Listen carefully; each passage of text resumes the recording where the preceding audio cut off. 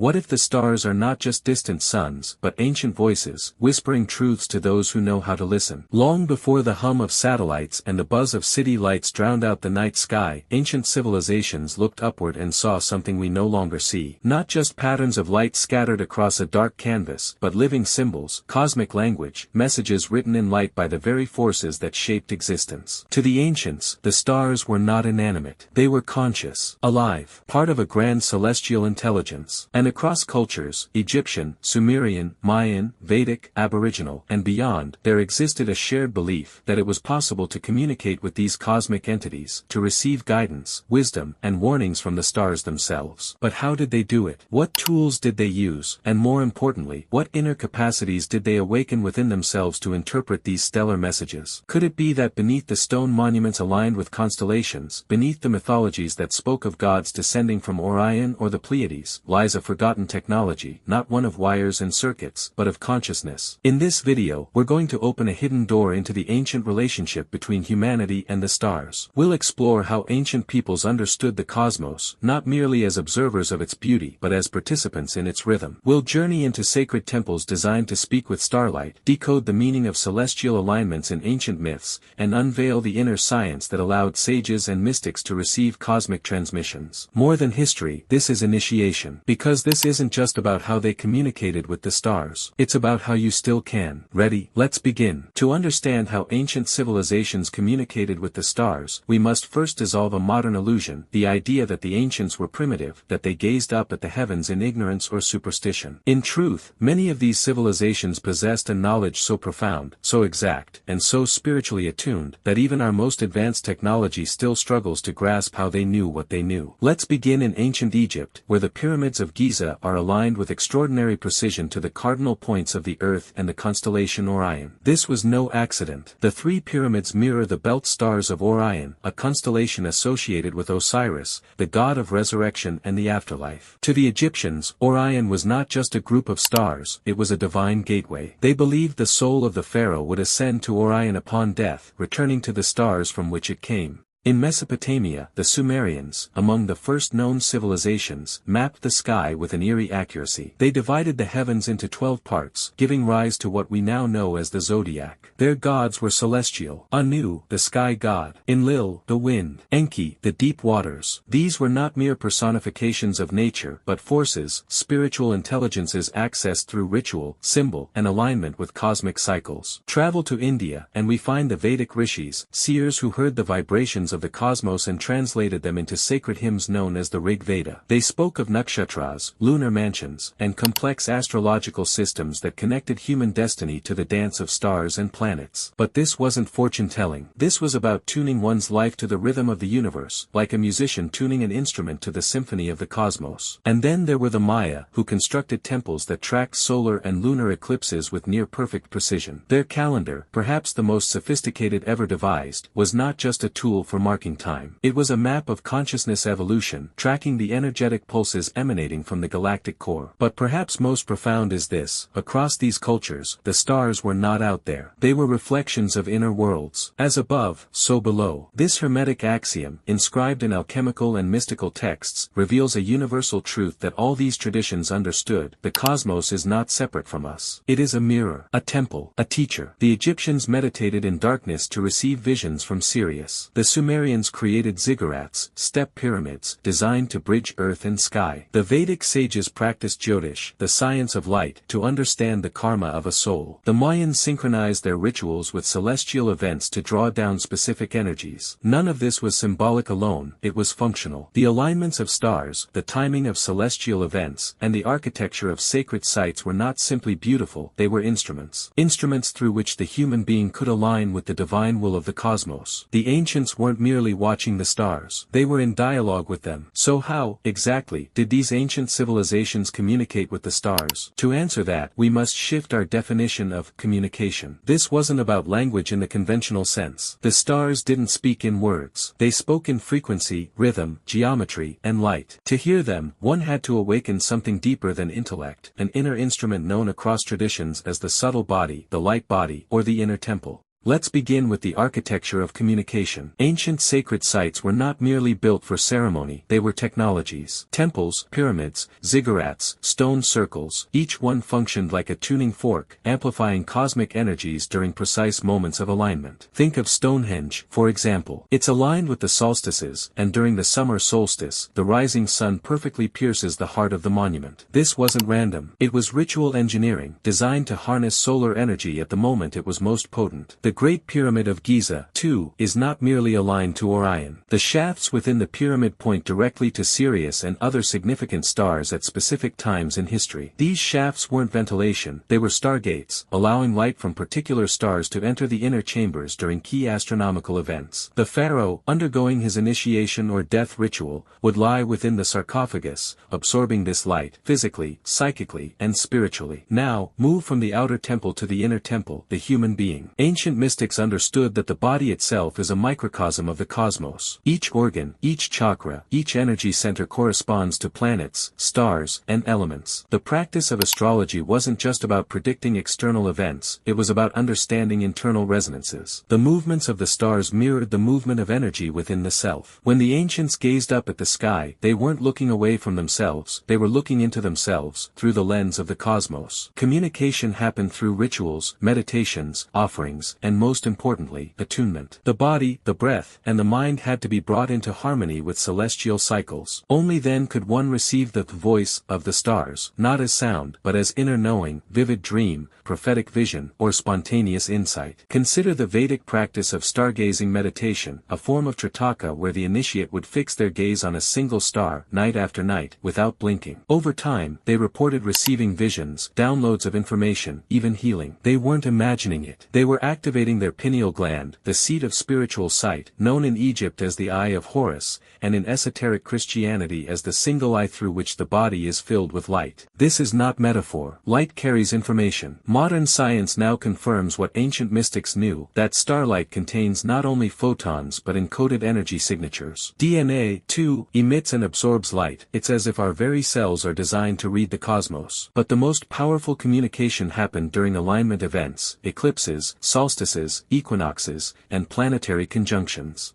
During these moments, the veil between dimensions thinned, and temples filled with initiates, shamans, and priestesses conducting sacred rites designed to draw down specific cosmic forces. It wasn't about worshipping the stars. It was about collaborating with them. The stars were not gods to be feared. They were mentors, messengers, mirrors. And to communicate with them required a sacred preparation, of space, of time, and of soul. Now that we understand the methods and architecture used by ancient civilizations to commune with the stars, let us go deeper into the mystical mechanics of how such communication actually works. In esoteric traditions, the stars were seen not just as bodies of matter but as conscious intelligences, beings of vast awareness existing in higher vibrational dimensions. The Hermeticists called them celestial intelligences, the Gnostics referred to the archons, not always benevolent but undeniably influential. In Vedic cosmology, the grahas, planets and luminaries, were said to seize or influence consciousness. But this influence wasn't fatalistic. It was vibrational. It was like music. Imagine the stars as an orchestra, each one emitting a tone, a frequency, into the cosmic sea. Those frequencies don't just move through space, they move through you. Just as the moon influences tides, stellar bodies influence the inner tides of our thoughts, dreams, and energy fields. To the ancient mind, the night sky was a living manuscript, constantly rewriting itself, yet eternally true. To read it required more than observation, it required initiation. This brings us to a lesser-known truth. Many initiatory schools used the stars as part of their curriculum. In the temples of Dendera and Abydos, Egyptian initiates would undergo precise rituals at specific times, when Sirius, the brightest star in the sky, rose at dawn. This event, known as the heliacal rising of Sirius, was believed to open a portal, a direct transmission of divine wisdom. It wasn't a myth, it was a schedule. The initiates knew that during these moments, something opened, a current of energy descended. This is why the ancient world was so deeply tied to astronomy astronomy, not for science, but for timing the sacred. Let's not forget the Magi, those mysterious, wise men from the East. Contrary to popular belief, they were not simply stargazers looking for a sign. They were Chaldean priest astrologers, trained in the esoteric sciences of Mesopotamia. They followed a star, but not merely with their eyes. They followed it with their consciousness. They understood that certain celestial alignments activated specific prophecies, energetic gateways, and shifts in collective consciousness. Communication with the stars also occurred through dreamwork and oracular trance. In Greece, the oracle of Delphi was often consulted during celestial alignments. The Pythia, the high priestess, would enter trance states enhanced by cosmic energies and deliver messages said to be from Apollo, a solar deity.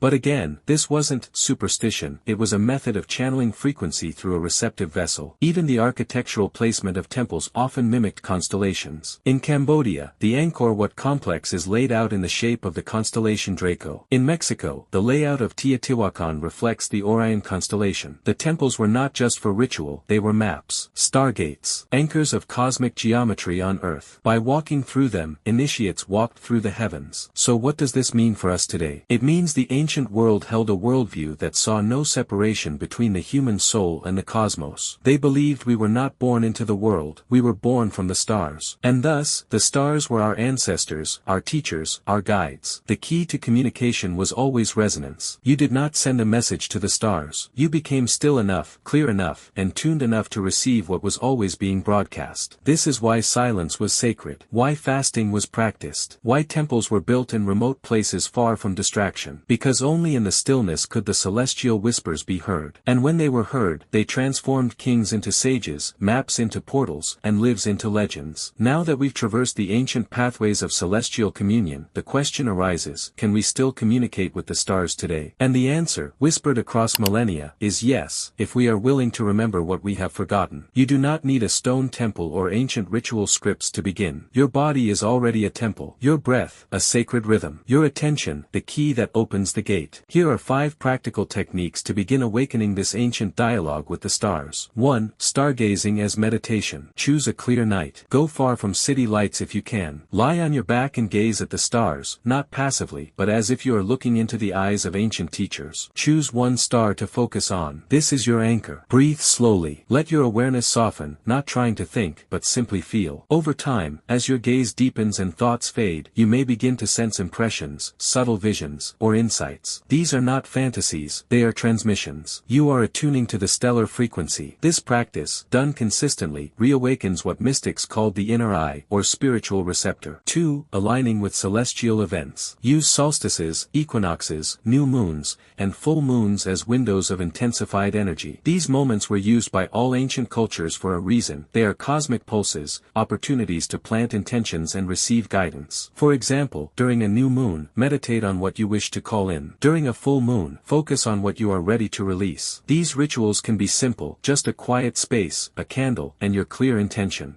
If you're more advanced, track planetary conjunctions or eclipses and note how your energy and dreams shift. Keep a celestial journal. 3. Create a personal star temple. This doesn't mean building pyramids. It means creating a sacred space where you can connect regularly with the cosmos. Choose symbols, stones, or items that connect you to the stars, a piece of meteorite, a print of your zodiac constellation, or even a mirror to symbolize the heavens. When you enter this space, make it a moment of reverence. Light a candle, breathe deeply, and listen. Not with your ears, but with your heart. 4. Develop inner stillness. None of this works if the mind is filled with noise. The ancients fasted, chanted, and practiced silence not as dogma, but to clear the signal. You can begin with breath work. Inhale for 4 counts, hold for 4, exhale for 4, hold again for 4. This is the square breath, known for balancing energy. Try it beneath the stars, and you'll notice a shift. Not in the stars, but in you. The message comes when the vessel is ready. 5. Ask, then listen. Communication implies dialogue. The ancients often asked the stars for guidance. You can do the same. Pose a question about your life path, a decision, or even a deeper truth. Then release it. Don't seek an immediate answer. Watch your dreams that night. Observe symbols that repeat in your life in the coming days. The stars rarely shout. They whisper through synchronicity. And here's the real secret. You don't need to believe in astrology to communicate with the stars. Because this is not about prediction, it's about participation. You are part of the same fabric. Esoteric. The stardust in your bones was born in the heart of exploding suns. The stars are not foreign. They are family. When you become silent, aligned, and intentional, you remember the ancient language that requires no words. A language of vibration, of rhythm, of resonance. And slowly, the stars begin to speak again. The stars have always been speaking. Long before language, long before architecture, before gods had names or temples had doors, there was the night sky, vast, mysterious, alive. And those who looked up with reverence heard something modern minds have forgotten, that we are not separate from the cosmos. We are its reflection, its continuation, its voice made flesh. What ancient civilizations knew, what they lived, was this: the stars do not simply shine above us. They shine through us. Every ritual, every temple, every alignment was a mirror held up to the heavens, saying, "We see you, we hear you, we remember." Today, you don't need an oracle or a sacred text to rediscover this connection. You only need to be still, to be open, to be willing to listen again. When you lay beneath the stars in silence, your heartbeat begins to echo theirs. When you breathe with the moon, your soul begins to remember its rhythm. And when you ask the cosmos a question with sincerity, it will answer.